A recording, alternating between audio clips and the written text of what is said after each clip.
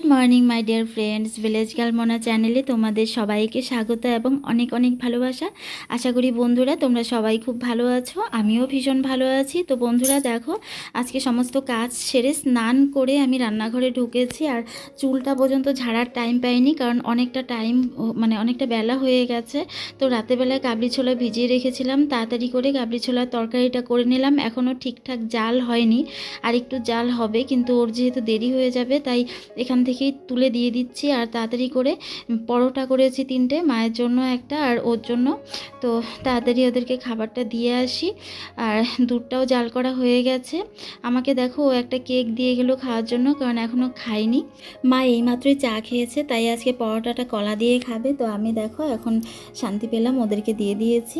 তো এখন আমি তরকারিটা একটু জাল করে নিচ্ছি, কারণ কম জাল হয়েছিল। তো এত তাড়াহুড়ার কারণ হচ্ছে মা আজকে একটু বেরোচ্ছে, সামনের দোকান থেকে কিছু কিনবে, তাই ওইটুকু হেঁটে যাচ্ছে। আর পেছনে দেখো ও যাচ্ছে, ওই গিয়ে মাকে পৌঁছে দিয়ে আসবে। মা যাচ্ছে অনেক দিন পর দিদিভাইয়ের বাড়ি। তো কাছে যখন তখনই যেতে পারে, কিন্তু যেহেতু দিদিভাইও চলে আসে তাই খুব একটা যাওয়ার প্রয়োজন হয় না, ওদের দেখা হয়ে যায়। তো আজকে অনেক দিন বাদেই যাচ্ছে। তো রেডি করে পাঠিয়ে দিলাম। সকালে তো ওদের খাবারটা হয়েছে, একটু লেটই হয়ে গেছে আমার জন্যই, কারণ সব কিছু করে আস্তে আস্তে দেরি হয়ে গেছে। আসলে একা হাতে সব কিছু করলে যা হয়। এখন খেয়েছি তো একটা ছোট্ট কেক, আর কিছু একটা খেতে হবে, কিন্তু বেলা হয়ে গেছে অনেকটাই।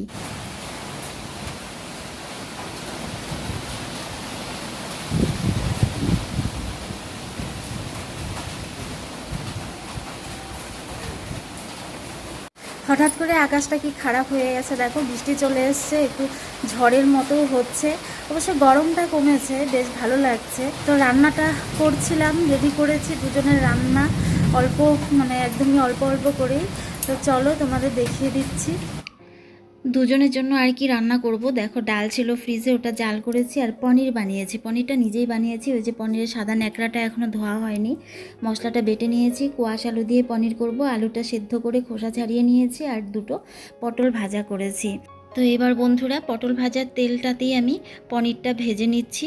পটল ভাজার সময় তেল অনেকটাই দিয়ে দিয়েছিলাম, তো পনিরটা সামান্য নুন হলুদ দিয়ে ভেজে নিচ্ছি। আর ছানার জলটা রেখে দিয়েছি, এখানে দুধ আছে। আর সকালে যে ছোলার তরকারিটা করেছিলাম, তো পনির ভাজা হয়ে গেছে। ওই তেলেই এখন দেখো আলু ভেজে নিয়ে ওখানেই আমি তেজপাতা আর কালো জিরে একটুখানি ফোড়ন দিয়ে দিলাম। তো এবার এতে ফোড়ন ভাজা হয়ে গেলে কোয়াশটা দিয়ে দিলাম। এক ফাঁকে আমি শিলনোড়াটাও ধুয়ে রেখেছি দেখো। তো এখন কোয়াশ আলুটা একসঙ্গে একটু ভাজা ভাজা করে নেব। আর কাঁচা লঙ্কাটা রেখেছি, নামানোর আগে দেব। তো বন্ধুরা ভাজা ভাজা হয়ে গেছে, এবার আমি বাটা মশলাটা দিয়ে দিলাম। ধনে, জিরে, মৌরি অল্প, আর হলুদ গুঁড়ো, লঙ্কা গুঁড়ো, আদা বাটা, বাস এগুলোই দিয়েছি। তো মশলা কষানো হয়ে গেছে। এবার বন্ধুরা পনির দিয়ে দিয়েছি। ভাত হয়ে গেছে দেখো, ভাতের হাঁড়িটা উপর করে রেখেছি। আর আমার ঘরের পরিস্থিতি দেখো, পুরো তছনছ হয়ে আছে। এগুলো গোছাতে পরিষ্কার করতে আমার অনেকটাই টাইম লেগে যাবে। আজকে অনেকটাই ছড়িয়ে গেছে রান্না করতে গিয়ে। তো বন্ধুরা দেখো পনিরটা নামিয়ে নিয়েছি। খুব অল্পই হয়েছে, কারণ তোমরা দেখেছো পনিরও অল্পই ছিল। তো তরকারিটা কেমন হয়েছে জানি না, তোমরা জানিও কালার দেখে কেমন হয়েছে। তো এখন আমি ঘরটা পরিষ্কার করে নিচ্ছি। শুয়ে শুয়ে গান শুনছিলাম বন্ধুরা, চোখটা একটু লেগে গিয়েছিল। তো কোনো দিন ঘুমাই না, আজকে হঠাৎ করেই একটু ঘুমিয়ে পড়েছিলাম। ও মাও চলে এসছে সন্ধ্যের দিকে, তো এখন একটু বেরিয়েছে। এখন বাজে 9:30 বাজে। তো আমি গিয়ে কিছু রান্না করি, কারণ দুপুরে তো দেখেছো আজকে সেরকম কিছু রান্না করিনি, শুধু একটু পনিরের তরকারি আছে। তো এখন একটু ডিমের কারি করব। তো ডিমের কারি আর ভাত করব। রাতের রান্না খাওয়াটা সেরে বন্ধুরা তোমাদের সঙ্গে একটা স্পেশাল জিনিস শেয়ার করব। সেই কবে মেলায় গেছিলাম বরের সঙ্গে, বলেছিলাম যে ও আমাকে কিছু কিনে দিয়েছে। তো তোমাদের সঙ্গে শেয়ারও করা হয়নি, আর আমি পড়তেও পারিনি এখনও, কারণ না দেখিয়ে তোমাদের আমি এটা ইউজ করব না। তো বন্ধুরা তোমরা আমার পাশে থেকো, এখন যাই গিয়ে রান্না রেডিটা করে ফেলি। তো বন্ধুরা চলে এসেছি গল্প করতে রাতের বেলায় খাওয়া দাওয়া করার পর। তোমরা জানোই আমি বেশিরভাগ তোমাদের সঙ্গে এই টাইমটাতেই গল্প করার সময় পাই।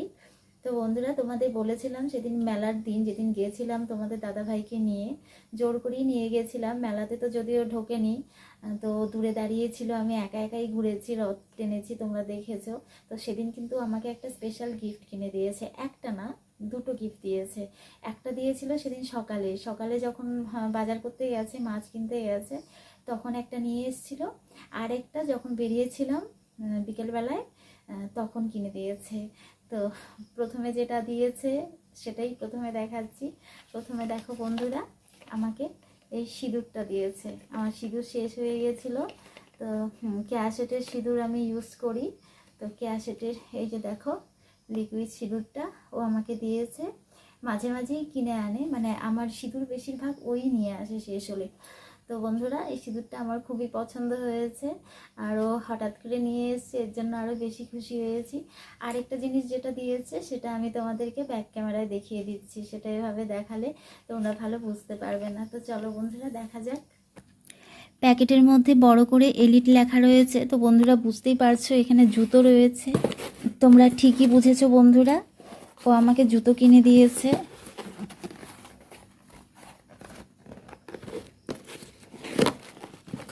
এই যে দেখো, আমার ভীষণই পছন্দ হয়েছে, এটা আমিই পছন্দ করে কিনেছি, ও নিয়ে গেছিলো আমাকে দোকানে।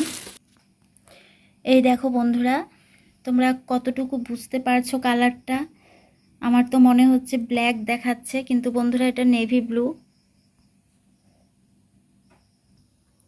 এই দেখো পায়ে দিয়ে দেখাচ্ছি, আরেকবার দেখিয়ে দিচ্ছি।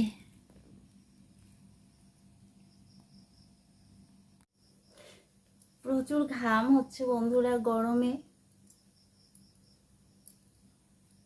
তো বন্ধুরা, জুতোটা কেমন হয়েছে আমার তোমরা আমাকে জানিও।